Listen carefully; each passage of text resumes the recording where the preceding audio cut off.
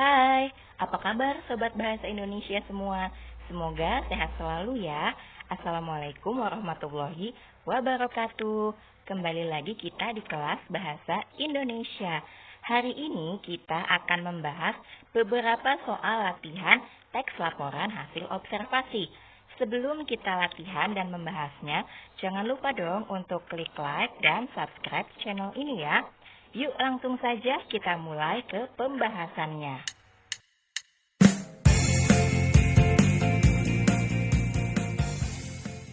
Baiklah Sobat Bahasa semua, hari ini saya punya 10 soal teks laporan hasil observasi yang akan kita bahas bersama-sama nih.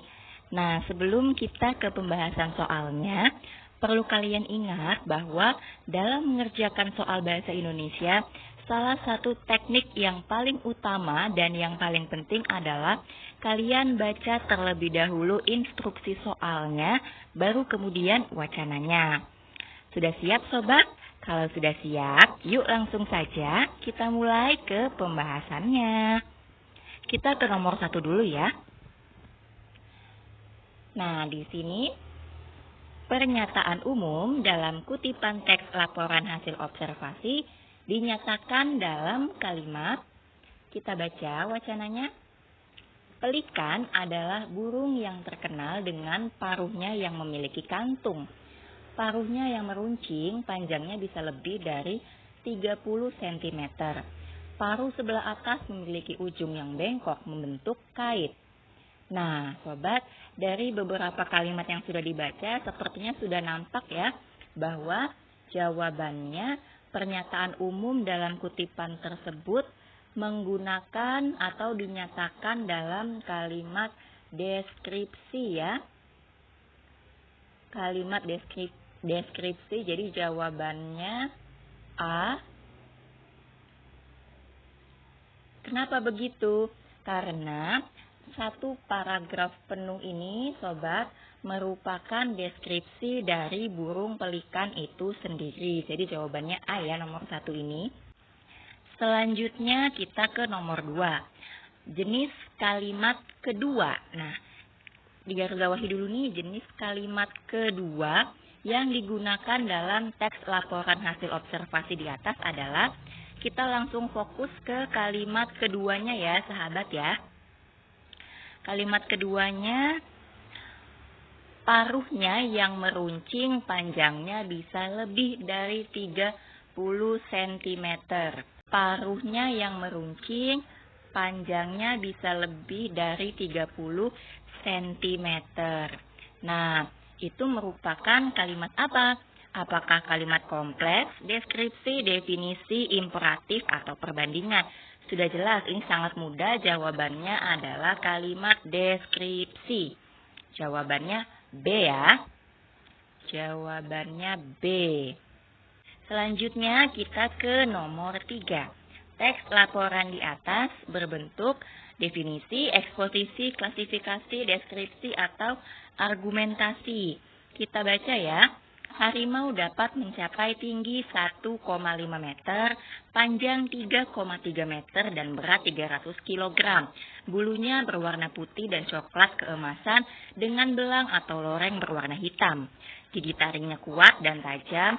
Nah, dari sini sudah jelas nih bahwa teks laporan di atas bentuknya apa sobat? Definisi, eksposisi, klasifikasi, deskripsi, atau argumentasi?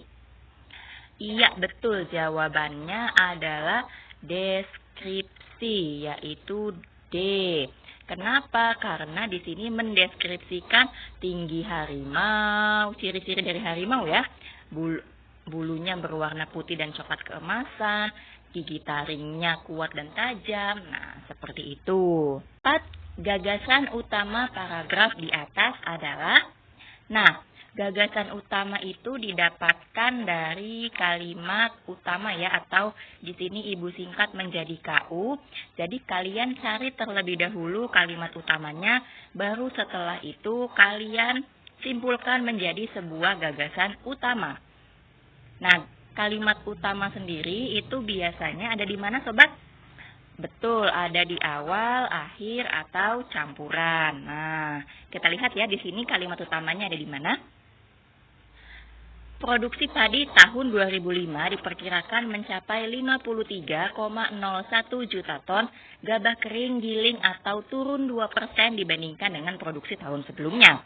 Hal ini disebabkan adanya penurunan luas panen padi, sawah akibat bencana banjir dan kekeringan, serta pergeseran waktu tanam pada 4 bulan pertama di tahun 2005. Nah, di sini jelas bahwa kalimat pertama ya, dari produksi padi ini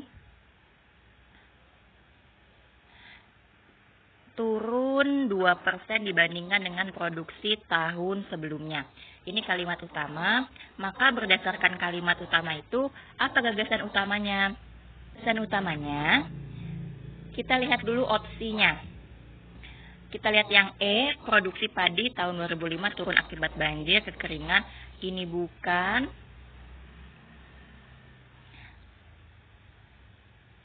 Yang D juga bukan.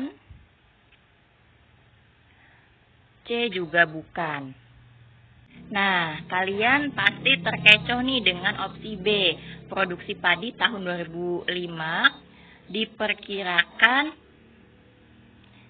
mencapai 53,01 juta ton gabah kering atau turun 2% dari sebelumnya. Ini kan sama, Bu, dengan kalimat utama. Nah, kalian jangan terkecoh ya. Kalau yang B ini bukan gagasan utama, melainkan kalimat utama. Sedangkan yang ditanyakannya adalah gagasan utama. Jadi jawaban nomor 4 ini adalah A. A ya, produksi padi tahun 2005 diperkirakan menurun. Paham ya sobat ya? Kita ke nomor 5. Kalimat definisi dalam kutipan teks LHO di atas berada pada, kita ingat-ingat dulu bahwa kita harus cari kalimat definisi. Ingat ya sobat bahwa kalimat definisi itu punya ciri khusus, yaitu biasanya terdapat apa? Kata adalah, merupakan, ialah, yaitu. Nah, kita lihat ke wacananya, mana yang ada kata-kata tersebut. Kalimat nomor 1, 2, 3, 4, atau 5? Betul, jawabannya adalah kalimat nomor 1. Maka jawaban nomor 5 adalah A. Mudah sekali ya sobat ya. Nah, ini buktinya ya, ada kata adalah. Selanjutnya kita ke nomor 6. Yang termasuk kalimat simplex. Kita garis bawahi. Dalam kutipan teks di atas adalah kalimat nomor. Ingat, kalimat simplex itu kalimat apa sobat? Betul sekali, kalimat simplex adalah kalimat tunggal di mana hanya memiliki satu klausa saja. Nomor berapa saja ya? Kita cek bersama-sama. Kupu-kupu adalah serangga yang tergolong ke dalam ordo Lepidoptera, serangga bersayap sisik. Nah, ini nomor 1 kalimat simplex, sudah jelas. Lalu, kupu-kupu umumnya melakukan aktivitasnya di waktu siang. Itu juga kalimat simplex, nomor 2 simplex. Mereka umumnya hidup dengan mengisap madu bunga atau nektar sari kembang. Nomor 3 juga simplex.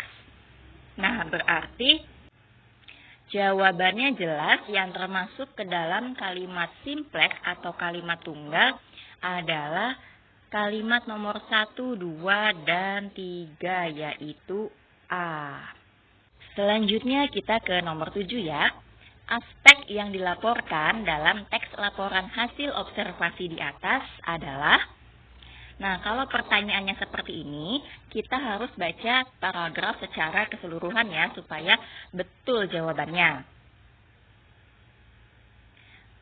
Yuk kita baca bersama. Pelikan adalah burung yang terkenal dengan paruhnya yang memiliki kantung. Paruhnya yang meruncing, panjangnya bisa lebih dari 30 cm. Paruh sebelah atas memiliki ujung yang bengkok membentuk kait. Pada paruh bagian bawah sampai tenggorokan terdapat kantung berupa kulit elastis. Nah, dari sini sepertinya sudah terbaca bahwa jawabannya merupakan ciri-ciri pelikan ya sobat ya. Yaitu E. Kenapa? Kalau yang A itu kan tempat hidup burung pelikan. Di sini di wacana tidak dijelaskan tempat hidup, yang B cara berkembang biak juga tidak dijelaskan ya. Yang C perilaku juga tidak dideskripsikan, dan yang D juga tidak. Jadi jelas jawabannya adalah ciri-ciri pelikan.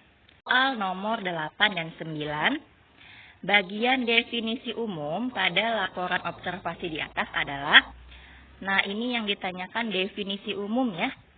Apakah ada di kalimat pertama, ketiga, keempat, kedua, atau kelima? Kita lihat. Atau semua kalimat maksudnya. Ingat ya sobat, bahwa yang dinamakan definisi itu tadi apa? Memiliki ciri apa? Ya betul, terdapat kata-kata adalah, yaitu, merupakan, atau ialah. Kita cek ada di kalimat keberapa kata tersebut. Dan jawabannya di sini ada di kalimat kedua ya sobat ya.